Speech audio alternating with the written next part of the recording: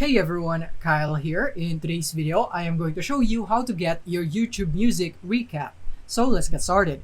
So the first thing that we're going to do is that we're going to make sure that our YouTube app or our YouTube music app is updated. So you can get your YouTube music recap from each of these platforms, and I'll show you how you can get them in each of these platforms. So first is YouTube. So we're going to tap here on open.